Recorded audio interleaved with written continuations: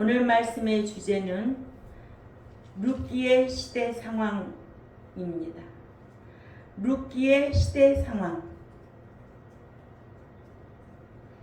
룻기 1장 1절에 사사들이 치리하던 때에 그 땅에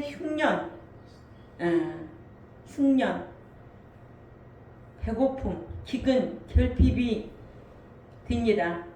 유다 베들레헴의 한 사람이 그 아내와 두 아들을 데리고 모압 지방에 가서 우거하였는데, 이렇게 1절에 기록되어 있습니다. 룻기는 사사기의 결과이자 부록이고 사무엘상하의 서론격의 책입니다. 원래 사사기, 룻기, 사무엘상하는 한 권의 책이었으나 파피루스로 만들어졌기 때문에 분량이 많고 무거워서 옮기거나 들고 다닐 수가 없어서 나누었다고 합니다.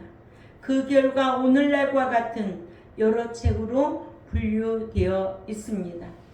룻기의 연대는 사사시대 중 기드온 직전의 시대, 즉 미디안 사람들이 쳐들어와서 이스라엘을 약탈하던 시기로서 주전 1169년에서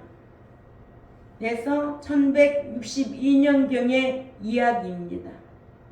이렇게 룻기 당시의 시대적 특징은 여호수아 이후에 생명계대가 끊어져서 말씀이 전해지지 않는 시대였습니다. 그때에 이스라엘 왕이 없으므로 사람이 각각 자기 소견에 옳은 대로 행하던 시대였습니다. 이스라엘과 범죄, 하나님의 징계로 인해 이방에게 압제당한 이스라엘의 회개와 탄원, 사사를 통한 이스라엘의 구원이 반복되는 시대였습니다. 이렇게 룻기 당시의 시대적 특징을 보면은 신앙 기대가 끊어졌다. 왜냐? 이 왕이 없으므로 각각 옳은 소견대로 행하던 시대였다. 이걸 통해서 우리에게 어떤 교훈을 주고 있는가 깨달아야 될 줄 압니다. 또한 룻기의 특징은 믿는 자가 어떤 상황이, 어떠한 불행한 사건이 만났을 때에 그 사건이나 상황에 대한 어떠한 평가 기준보다는 그것이 영적이냐 아니면 육적이냐에 따라 그 결과는 판이하게 달라지기 때문에 우리가 생각해 봐야 할 필요가 있다는 거예요. 엘레멜렉의 네 식구는 신앙이 없어서 육적으로 판단하고 행하여서 망했지만, 반대로 모압 여인인 룻은 영적으로 판단하고 평가하고 선택하여 힘없는 과부로서 한 가족을 일으켜 세우게 됩니다. 이렇게 룻기는 4장까지 기록되어 있습니다. 1장은 한 사람의 잘못으로 인해 한 집안에 쑥대밭이 된 것을 말하고, 그러므로 룻의 신앙적 결단을 말합니다. 두 번째, 2장은 한 사람의 올바른 신앙적 선택과 행동으로 한 가게가 흥하게 된 것을 말하는데, 룻의 신앙적 결단에 따른 보상을 말합니다. 그러므로 믿는 자가 어떤 상황이나 사건을 만났을 때에 영적으로 판단하느냐 육적으로 판단하느냐에 따라 흥하기도 하고 망하기도 한다는 거 꼭 기억해야 될 줄 압니다.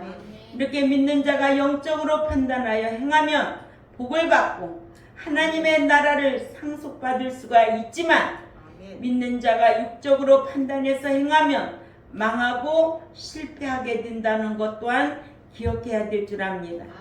이렇게 엘리멜렉의 네 식구는 신앙이 없어서 육적으로 판단하고 행하여 망했지만, 반대로 모압 여인인 룻은 영적으로 판단하고 평가하고 선택하여 힘없는 과부로서 한 가족을 일으켜 세우게 됩니다. 이렇게 엘리멜렉 가족은 대단한 가문입니다.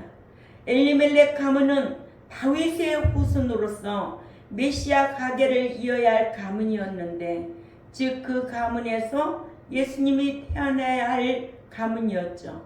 근데 엘레멜렉 가족은 자기들이 살던 베들레헴의 기근이 들자 사건과 상황을 잘못 평가하고 잘못 판단하고 잘못 선택하여서 모압으로 가고 징계를 받아 패가 망신하는 것을 볼 수가 있습니다. 아멘. 이러므로 믿는 자는 언제 어디서라도 모든 것을 영적으로 평가하고 판단하고 영적으로 선택하고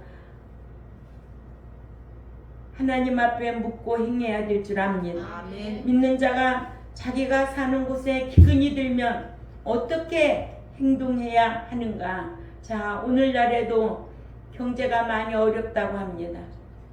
그러죠? 아멘. 상가가 닫는 상가들이 너무나 많다. 문 닫는 상가가. 이럴 때 믿는 자들은 어떻게 해야 되겠는가? 하나님께 물어보아야 하죠. 어찌하여 이 땅에 이렇게 기근이 들었는지, 어떻게 해야 하는지 하나님께 기도하여 묻고 행동해야 합니다. 에레미야에게도 에레미야 33장 3절에 너는 내게 부르짖으라 내가 네게 응답하겠고 네가 알지 못하는 크고 비밀한 일을 네게 보이리라. 나라의 멸망을 목전에 두고 있는데도 하나님께 바칠 사라고 하시자, 하나님께서 바칠 사라고 하시자 에레미야가 순종하고 사기는 샀지만 그 뜻을 정확히 몰라 기도하고 있을 때에 하나님께서 에레미야에게 부르짖으라고 하셔서 에레미야가 기도하자 바벨론 포로가 70년 만에 마치리라는 말씀으로 응답을 받았습니다. 이렇게 하나님께 기도하여 물어보아야 하는 것은 믿는 자의 당연한 일입니다. 어찌하여 이 땅에 기근이 들었는지, 어찌하여 우리 집안에 이런 사건이 생겼는지 하나님께 기도하여 묻고 행동해야 합니다. 그런데 엘레멜렉 가족은 하나님께 묻지도 않고 가서는 안 될 곳으로 가버린 거예요. 그 결과 10년 만에 가장인 남편 죽고 두 아들이 있는데 죽고 3명의 과부만 살아남은 징계를 받다가 2 과부만 베들레헴으로 돌아왔습니다. 그래도 그 가문에 룻이라는 모압 여인이 시집와서 여호와 하나님을 경외하는 신앙을 받아들이고 그 신앙에 따라 여호와 하나님의 보호를 받고 살려고 베들레헴으로 와서 그 신앙을 따라 그 가문이 복을 받습니다. 아멘. 며느리가 잘 들어와서 복받은 대표적인 사례죠. 아멘. 룻은 효보 이전에 훌륭한 신앙인이었습니다.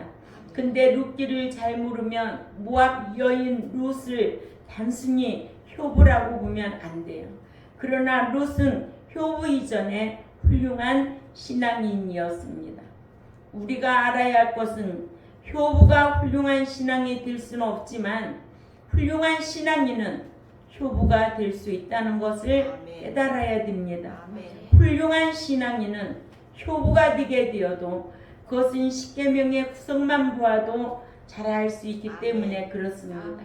십계명의 구성만 보아도 하나님께 잘하는 신앙인은 사람에게도 잘하게 되어 있음을 알 수 있도록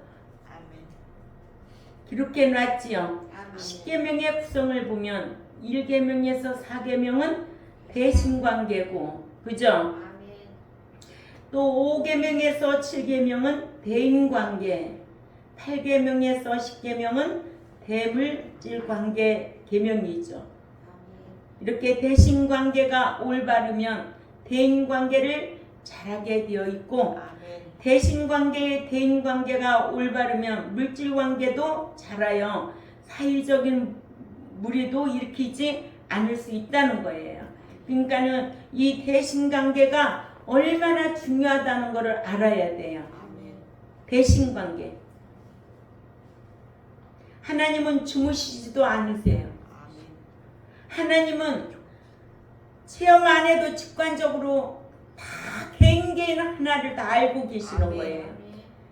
그래서 구속해 하기 위해서는 사랑으로 오셨지만은 이제는 구속해 놓고는 이제는 공의 하나님으로 상대해 주겠다는 거예요. 아멘. 목자든 권사든 장로든 어떤 교회 안에 들어온 자에게는 공의 하나님으로 상대하겠다는 거예요. 행한 대로 갚아주겠다는 거예요. 아멘. 심은 대로 거두게 하겠다는 거예요. 아멘. 내가 구속해 놓고 내 아들 생명을 값으로 지불해서 너희들을 사냈으니까 이제는 말씀대로 해. 그리하면은 복을 줄 거야. 아멘. 물질의 복도 주고 강건의 복도 주고 모든 복을 주겠다고 우리에게 약속을 했어요. 아멘. 그러면 그 복을 받지 못하고 힘들어한다면 내 몸이 질병이 왔다. 내 가문에 어떤 징계가 왔다. 저주가 왔다. 하나님 앞에 철저하게 회개하고 돌이켜야 살 수 있다는 것을 여러분들 또한 기억해야 될 줄 압니다. 아멘. 성경은 이걸 말하고 있는 거예요. 성경은 사람들이 좋아해서가 아니에요. 목사라고 다 되는 것도 아니에요. 장로라고 다 되는 것도 아니에요. 직분에 불과한 것뿐입니다.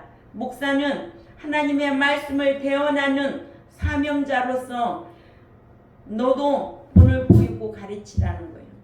그래서 하지 아니하면 배나 그 징계가 크다는 거예요. 왜?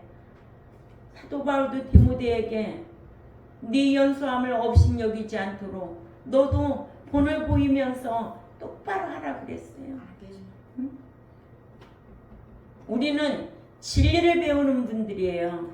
진리를 배우는 분들은 말도 행하기도 심판받을 자처럼 행하라는 거예요. 아멘. 천국에 대한 소망을 의식하고 산다면 말하는 것도 행하는 것도 심판을 의식하고 행해야 돼요. 아멘. 그렇지 않으면 그 심판받을 때 네 입술로 다 짓고 한다고 그래요, 안 해요? 해요. 네 혀로 다 짓고 한다 있잖아요. 아멘. 이런 성경 다 어디다 갖다 놓고 지 멋대로 신앙생활하고 있어. 응? 목사라고 다 천국 갈 줄 알고 택도 없는 소리 하지 말아요. 여러분들 그런 눈이 활짝 벗어져야 돼요. 아멘. 예. 지난주에 우리가 주님이 가르쳐 준 기도 마쳤잖아요. 악인이에 대해서, 악에 대해서 철저하게 배웠어요. 그간의 여러 주간 동안 기도에 대해서 쭉 해왔어요. 응? 기도에 대한 신앙생활 하는데 기도에 대한 이 정의만 알아도요 함부로 신앙생활 할 수가 없어요. 아멘. 함부로 행동할 수도 없어요.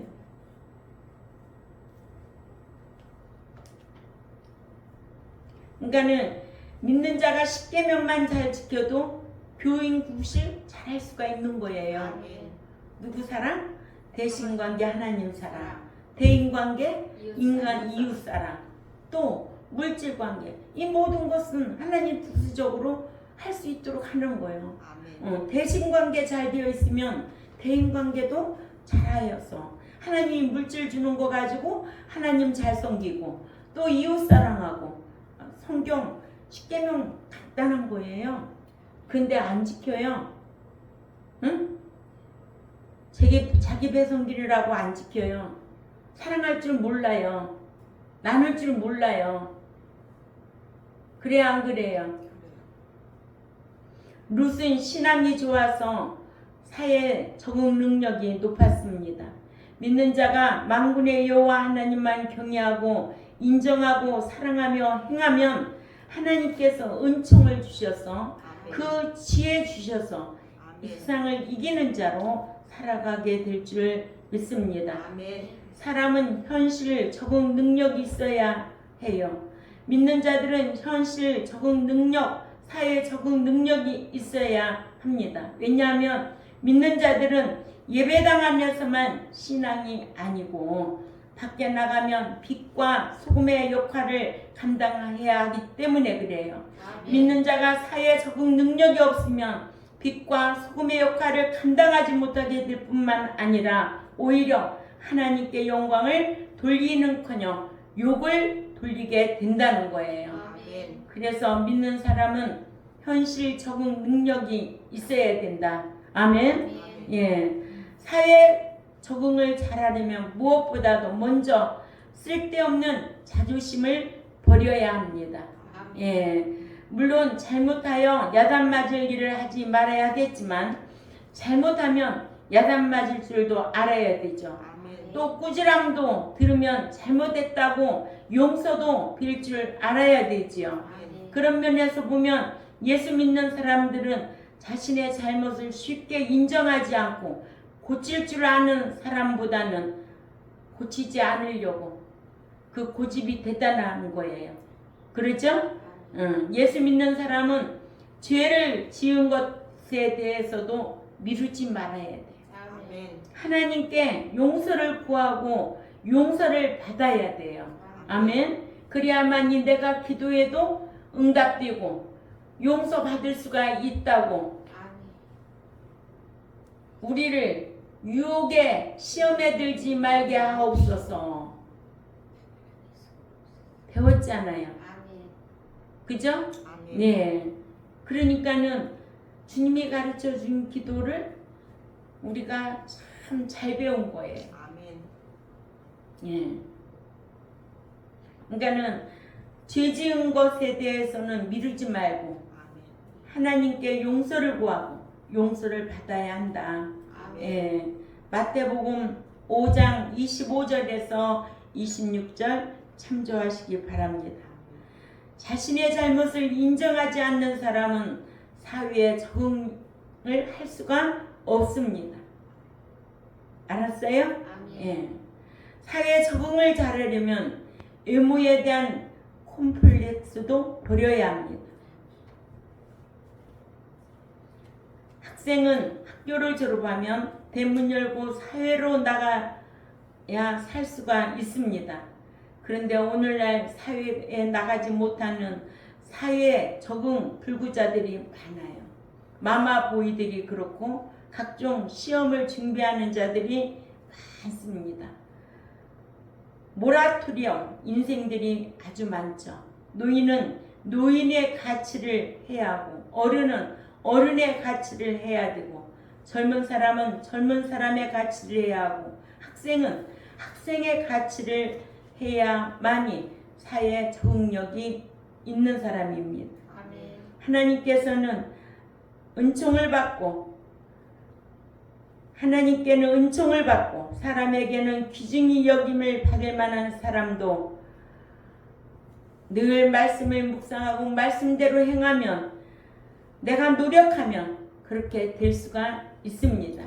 그래서 잠언 3장 3절에서 4절을 우리가 읽어보면 인자와 진리로 네게서 떠나지 않게 하고 그것을 네 목에 매며 네 마음판에 새기라. 그리하면 네가 하나님과 사람 앞에 은총과 귀중히 여김을 받으리라고 했습니다. 이렇게 진리가 너무 귀한 거예요.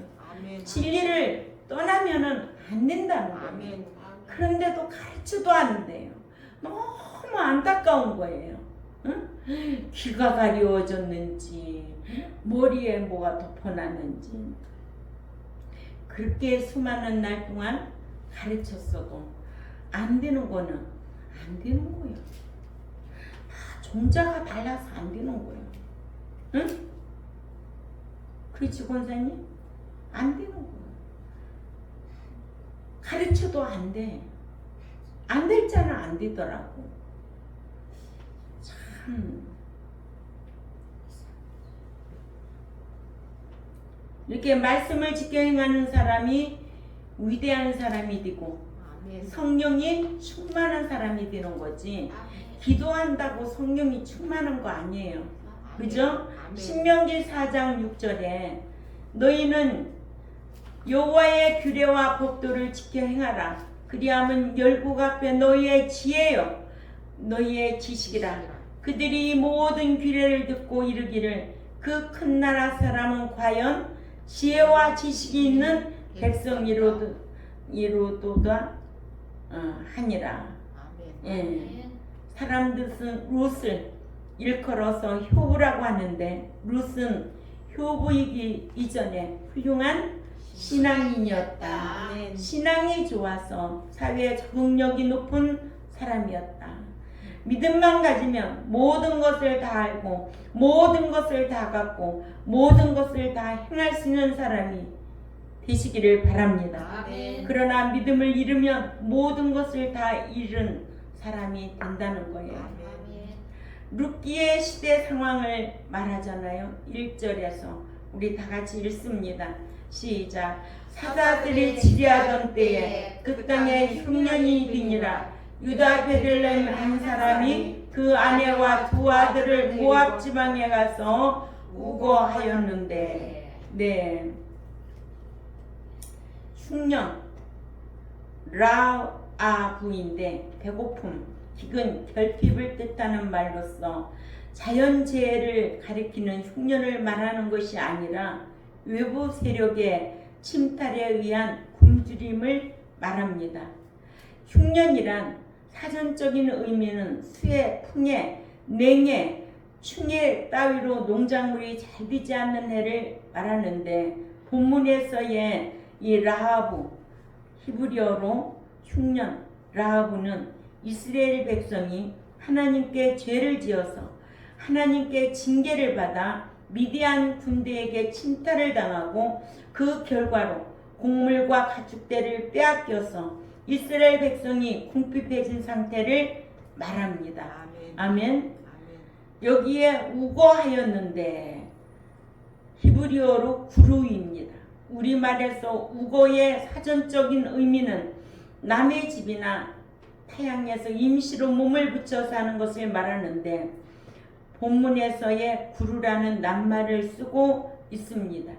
이 낱말은 우거를 가리키는 말인데 엘리멜렉의 가족이 모압으로 간 것은 단기간의 우거를 말하는 것이 아니라 상당 기간을 마치 정착하여 살려고 엘리멜렉이 자신의 재산을 처분하여 모압으로 간 겁니다.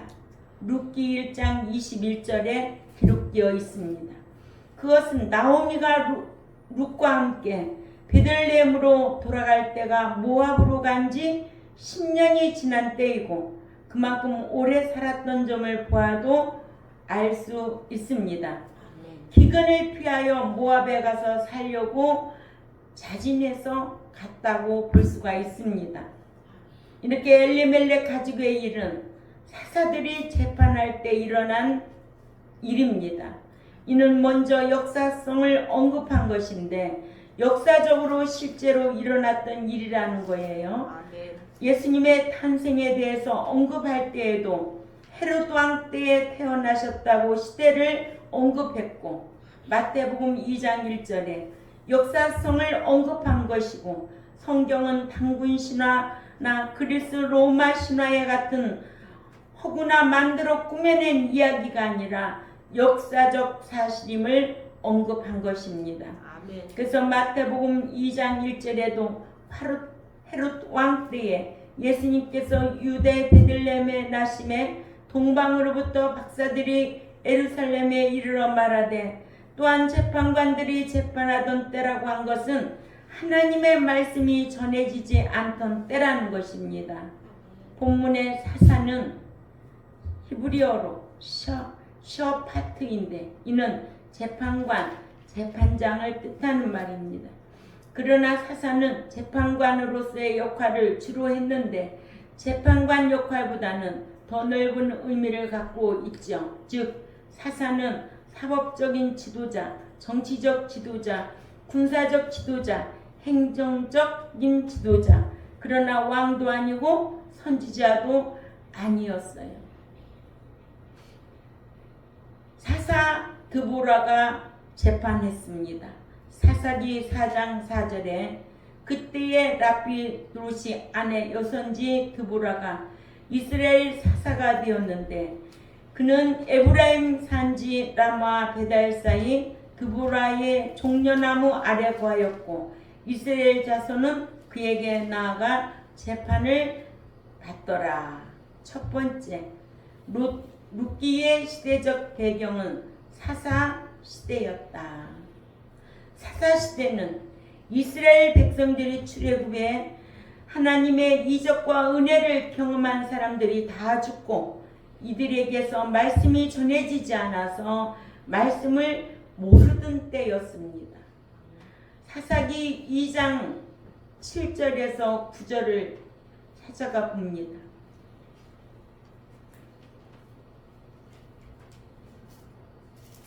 시작. 백성이 여호수아에 사는 날 동안과 여호수아 뒤에 생존한 장로들 곧 여호와께서 이스라엘을 위하여 행하신 모든 큰 일을 본 자의 사는 날 동안에 여호와를 섬겼더라. 여호와의 종 눈의 아들 여호수아가 110세에 죽음에 무리가 그의 기업의 경내 에브라임 산지 가스 산북 딥낫 헤레스에 장사였고, 그러니까 사사 시대는 여호수아와 그 뒤에 생존했던 장로들이 죽은 이후부터 사울이 이스라엘의 왕으로 등극할 때 이전까지의 기간을 300여년간을 말합니다. 두 번째, 사사 시대는 말씀이 전해지지를 않아서 어떻게 행할 줄을 모르던 시대였습니다. 사사기 2장 10절을 한번 찾아가 읽어볼까요? 시작. 그 세대 사람도 다 그 12에게로 돌아갔고 그 후에 일어난 다른 세대는 여호와를 알지 못하며 여호와께서 이스라엘을 위하여 행하신 일도 알지 못하였더라. 아멘. 이렇게 사사시대는 이스라엘 백성들이 신앙 대대가 이어지지를 않아서 하나님께서 베풀어 주신 출애굽의 은혜를 잊었고 선지자가 없어서 하나님의 말씀을 가르치지 않으니 말씀을 모르는 때였다. 그리하여 사사시대 당시 이스라엘 백성들은 말씀이 없었으므로 어떻게 행할 줄을 몰랐다는 거예요. 그래서 사사기 마지막 절에 가보면 마지막 절에 가보면 사람이 자기 옳은 소견대로 행하였다고 했습니다. 예, 오늘날도 마찬가지입니다. 진리하고 무관합니다. 끌어모으기 바쁩니다. 교회 오면은 각종 행사로 유튜브를 눈뜨고 볼 수가 없습니다. 가수들을 모셔다 놓고 변질되어 있어요. 이런 거 아무나 깨닫는 거 아니에요. 그게 좋은 사람은 그런 대로 끌려다니는 거예요. 그래서 미혹을 받지 말라고 그러잖아요. 미혹받지 말라고. 응? 얼마나 이 시대가 지금 악한 시대에 저와 여러분이 진리 지키기 위하여 산다는 것은 어렵지만 그래도 최선을 다해서 힘써야 될 줄 압니다. 오늘날도 진리 지키는, 진리 가르치는 목사가 없다는 게 불행한 거예요. 말씀을 가르쳐줄 목자가 없기 때문에 불행한 거예요. 교회 가면은 다 말씀 전하나요? 교회 가면 오로지 이 기록된 말씀, 신의 말씀만 강론해야 돼요. 목자는 세상, 문화, 정치, 세상에서 할 수 있는 거는 교회에서 가르치면 안 돼요. 오로지 하나님의 말씀의 계시의 말씀만 강론해야 되거든요. 그런데 안 해요. 그렇게 하면 딱딱하고 그렇게 하면 마음이 부담이 되고 그래서 모이지를 않는다고 그래요.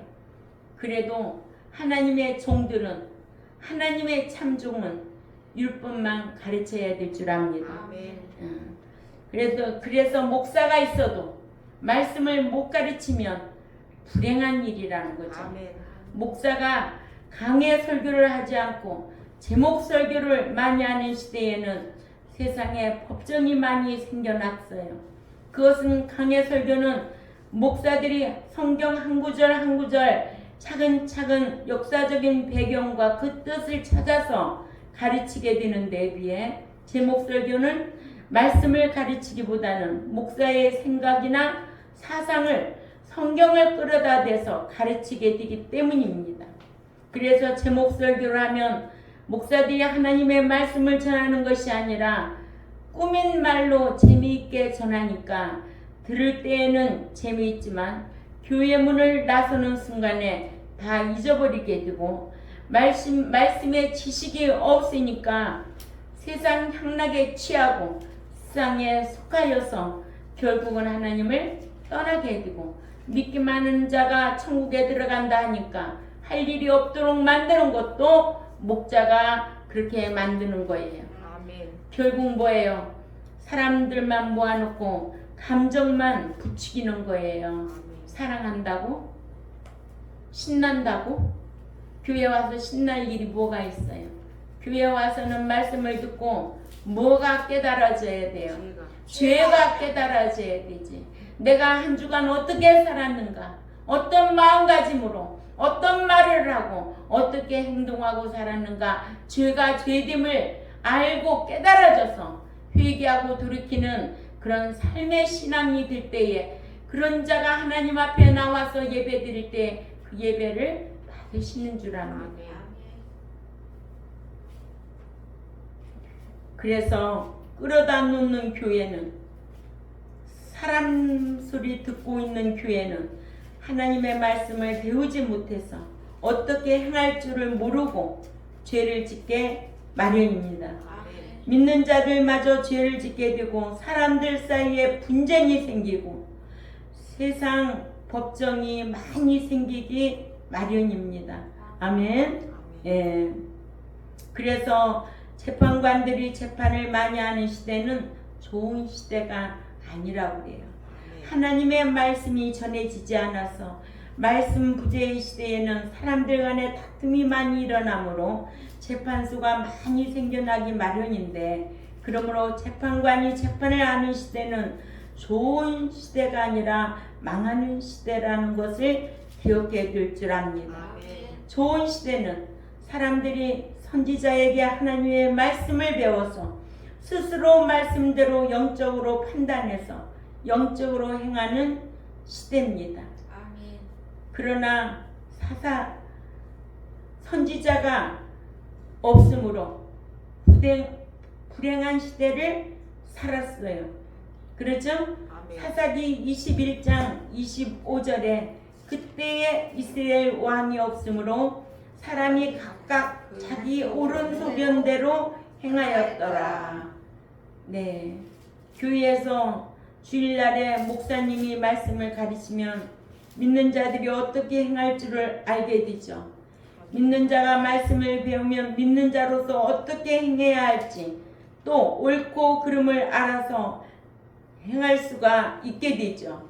그런 면에서 목사들은 매주일 성도들을 향해서 재판을 미리 해주는 거예요. 목사가 주일날 설교 때에 계속하여 옳고 그름에 대한 재판을 해주기 때문에 믿는 자라도 싸움과 다툼과 분쟁을 일으키지 않으므로 역시 자연스럽게 재판이 줄어들게 되지요. 아멘. 예. 성경에는 사람들 사이에 다툼이 있을 때에는 재판장에 가기 전에 화해하라고 마태복음 5장 25절에 가르치고 있습니다. 한번 읽어볼까요? 마태복음 5장 25절에 시작. 너를 송사하는 자와 함께 길에 있을 때에 급히 사화하라. 그 송사하는 자가 너를 재판관에게 내어주고 재판관이 관에 너에게 내어주어 오게 가둘까 염려하라. 아멘. 그러니까 재판관에 가기 전에 먼저 어떻게 한다? 사과하라. 화해하라. 이 말씀은 윤리적이고 법적인 교훈이기도 하지만 사실은 우리에게 비유를 통해서 신앙적인 교훈을 주는 말씀입니다. 즉 믿는 자가 이 세상에서 지은 죄는 천국 어디까지 간다? 법정에 가기 전에 다 회개해야 되는데 회개 안 하면 법정 천국까지 간다 안 간다? 간다. 어디 말씀이? 김전 5장 24절 말씀입니다. 아멘? 네. 이렇게 재판관들이 재판하는 시대는 좋은 시대가 아니었어요. 좋고 참된 시대는 말씀 듣고 말씀에 대한 지식이 있어서 그 지식에 따라 행하는 시대입니다. 그래서 믿는 자는 진리의 지식에 이르러야 할 줄 압니다. 아멘. 예, 세 번째로 사사시대는 출애굽의 구속의 은혜를 잊고 바알과 다른 신들 숭배가 막연한 우상 숭배의 시대였습니다. 아멘. 예. 사사기 2장 11절에서 15절을 꼭 참조하시기 바랍니다. 그러니까는 그들에게 맹세하신 것과 같아서 그들의 괴로움이 심하였다. 진리가 없으면 괴로움이 있다. 평안함이 있다. 괴로움이 있어요. 네, 진리가 없으면 괴로움이 심한 거예요. 그러나 진리를 내 안에 모시고 내가 진리대로 행하면 평강이 넘친다. 아멘. 그래서 우리 교회 목사님들은 얼굴이 환하다. 아멘. 검버섯 하나도 없다. 아멘. 예. 왜? 소화 잘 되고 아멘. 잠 잘 자고 감사하고 기뻐하고 아멘. 아멘. 예. 그러잖아요. 저도 어디 가면은 목사님 왜 이렇게 피부가 좋으세요?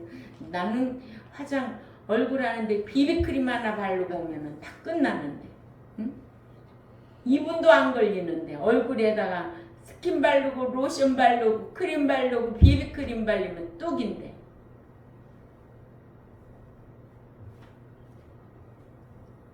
이렇게 엘리멜렉과 그 가족이 모압으로 가던 때는 이스라엘 백성이 하나님 앞에서 범죄하여 징계를 받아 미디안 족속이라는 사람들에게 침탈을 당하여 곡식과 가축을 빼앗겨서 굶주릴 때인데, 이때 엘리멜렉의 가족은 기근을 피하여 풍족하게 싸들고 모압으로 간 거예요.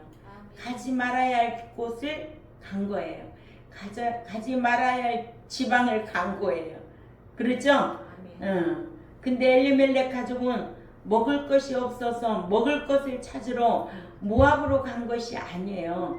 자신의 재산을 처분하여 풍족하게 싸들고 고향 사람들을 등지고 모압으로 갔던 겁니다. 아멘. 이스라엘에게 있어서 모압은 어떤 나라예요? 모압은 아브라함의 조카 롯의 후손이에요. 아멘. 그리고 모압이라는 곳은 어디예요? 우상 숭배 도시예요. 그런데 어디를 떠났어요? 이들은 베들레헴을 떠났어요. 그런데도 모압은 이스라엘의 후손이에요. 아멘.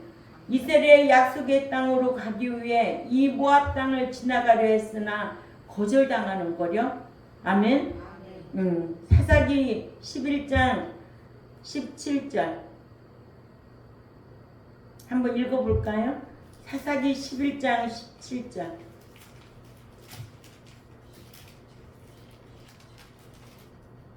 시작. 이스라엘 사자들 에돔 왕에게 보내어 이르기를 청컨대 나를 용납하여 네 땅 가운데로 지나가게 하라 하였으나 에돔 왕이 이를 듣지 아니하였고 또 그같이 사람을 모압 왕에게 보내었으나 그도 허락지 아니하므로 이스라엘이 가데스에 유하였더니 출애굽한 이스라엘 자손이 모압 평지에 있을 때에 모압 왕 발락이 선지자 발람을 초청하여 이스라엘을 저주하라고 했지만 하나님께서 저주하지 못하게 막아버리심으로써 저주하지 못하고 오히려 축복하고 말았습니다.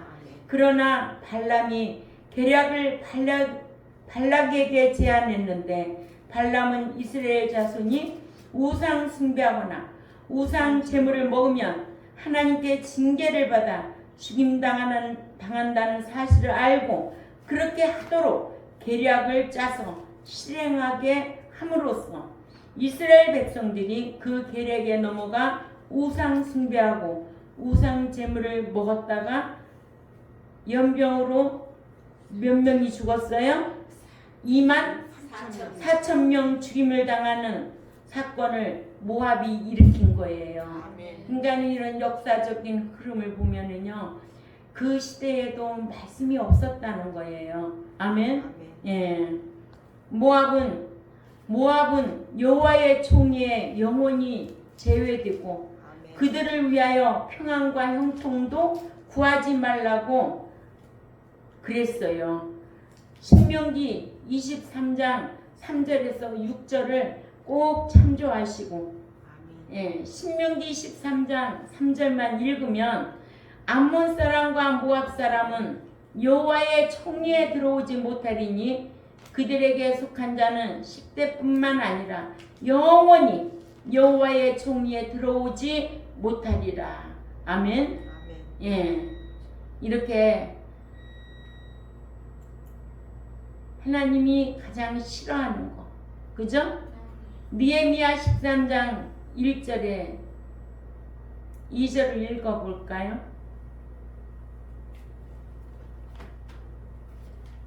시작. 그날에 모세의 책을 낭독하여 백성들에게 들렸는데 그 책에 기록하기를 암몬 사람과 모압 사람은 영영이 하나님 위에 들어오지 못하리니. 그러니까는 아까 신명기 23장 어디에도 3절에도 느헤미야 13장 1, 2절에도 기록되어 있습니다.